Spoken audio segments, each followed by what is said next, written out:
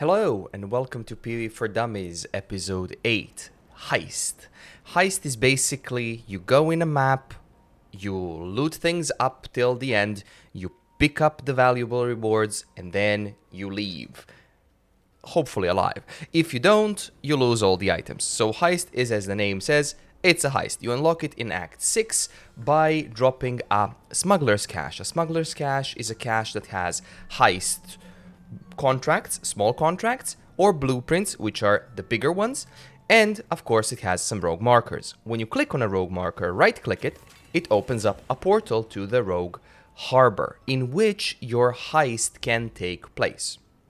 Your main person for heist is Kurai, the administrator. You have planning room in which you do the blueprints, more on that later, and you have your main guys.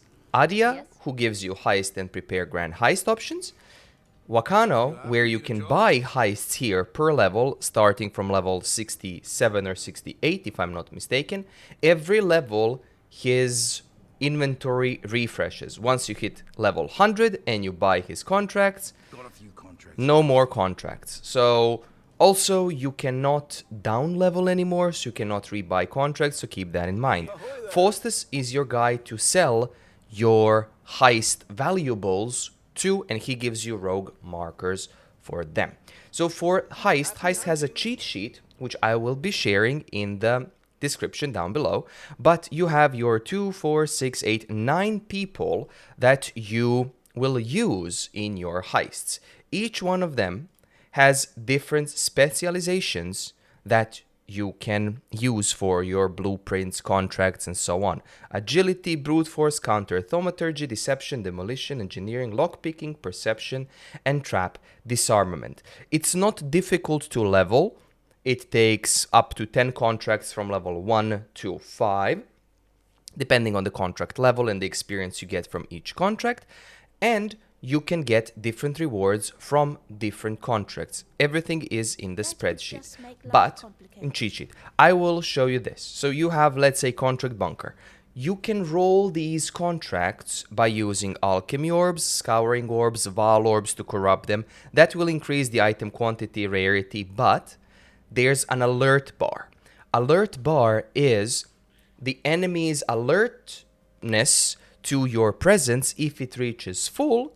If the contract says, pick up this item without alerting enemies or without triggering the alarm, then you can only pick up the end thing to complete the heist, for it to count as completed, only if alarm is not sounded, whatever. So, in case you have only the wish to pick up everything but the last reward for extra rogue markers, you can pick it up and you can just straight up leave the heist. Once you trigger the alarm by either activating enough chests and picking them up, small chests, big chests, you then have to battle enemies to the exit. Items have the lock icon on them and they are contraband. I will show you in the video that will be also linked in the description. I think there will be two, one for regular contract, one for the blueprint. And those items are locked until you leave the heist. If you die,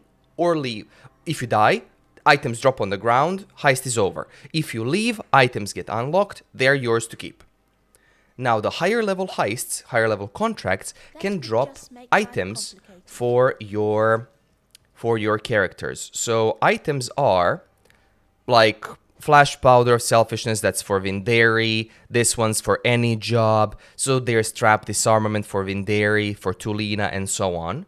So these can be also rolled up to rare, and they can be put to your guys' inventory by pressing V, and then you can select each one of these. For a beginner guide, you don't need to do this. I haven't. The only reason I have them here is because I wanted to make a video. So for these items, these are the items that you can get at the end of the heist. So you get these items, you go to Faustus, you vendor them for rogue markers. That's it, and now you have rogue markers to put in your locker. Before we go to blueprints, there are also unique contracts, like this one, breaking the unbreakable. Heist target, destroy the unbreakable. That's a boss. I think I've also recorded a boss run, but that will be in bossing video, because there's also this one, the twins, defeat the Vox twins. The story goes, you follow Kurai on her adventures, and you get green contracts. Green contracts are quest contracts that by the end of them will enable you to drop the unique contracts for these valuable targets. There's 4 or 5, if I'm not mistaken, of these. You enter them, it's the same as the other, but they are pre-activated. The alert is already at 100. There's no modifiers. You can just run in, loot everything, kill the boss, exit, that's it. Now the most important part are blueprints. So for blueprints, I'll show you quickly here.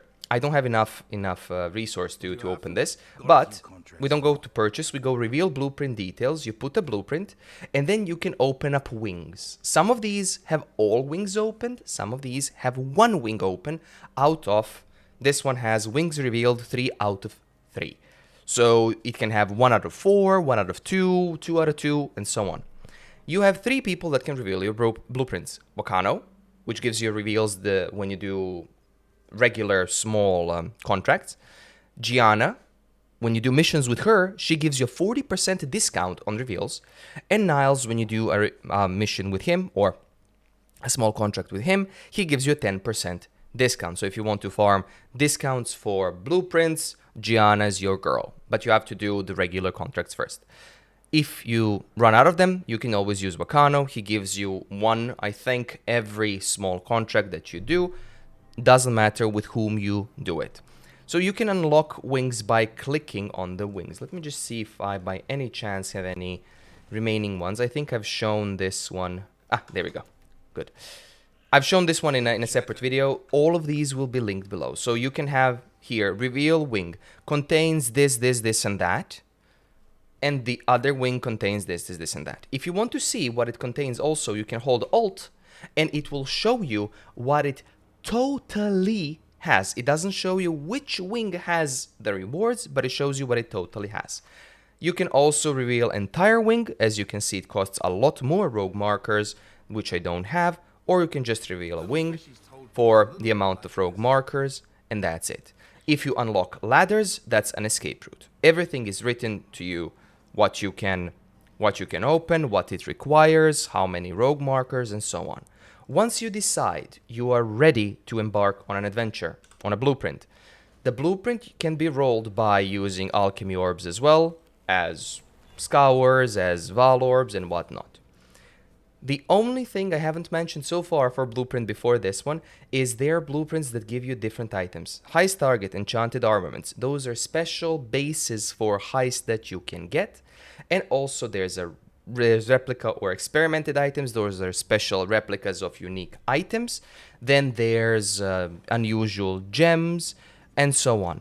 Usually unusual gems are this. So anomalous, divergent, phantasmal, X gem. They give you alternate quality from the gem. That's what it is. Okay, now for replica items, I think I have one here, if I'm not mistaken, somewhere. Give me just a second. There it is, replica dream feather. So it's a completely different item based on the original dream feather item. Okay, let's go to planning room. Let me just show you this quickly, and that will be most of it. I still have passives. You can choose people for the job. Once you are happy with them, I usually choose all 3 different ones. Once you're happy with them, you click confirm plans. It's going to put a stamp, and then you can go to the lady here, to Adia, and she will start the big blueprint.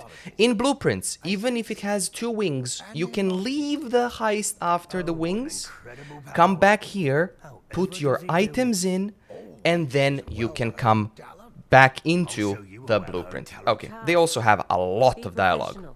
Now, last thing for today's video is heist passives. Secret stash. Your maps have 12% chance to contain a smuggler's cache. These are all for increased chance for smuggler's cache. This one, Huck accompanies you on opening the first smuggler's cache. Huck gives you increased attack, movement, and cast speed buff for 90 seconds, if I'm not mistaken. I think it's 90. Then there's this one here, which is heist contracts are more likely to require lockpicking, brute force perception, demolition, counter thaumaturgy traps, agility, deception, engineering. So depending on which one you want to target farm, you can do it. These ones, Smuggler's Cache has increased chance to drop blueprints, which are the bigger ones that you actually want, and blueprints have chance to be fully revealed, which saves a lot of currency. And this one is contain blueprints for each Smuggler's Cache open. They have more rogue markers. They contain more caches. And of course, this one, heists give high value or precious. Those give just more rogue markers when you vendor. You can have them at level 4 jobs, level 3 jobs, level 5 jobs. Last but not least, there's list of heist rogues also that you need to unlock every time you start a league, which is you first start with Tibbs, he gives you Tulina, and then she gives you Nene, Karst, and so on. But this has been a long video, unfortunately, but this is the Heist basic PoE for Dummies edition. Sorry that it's been too long.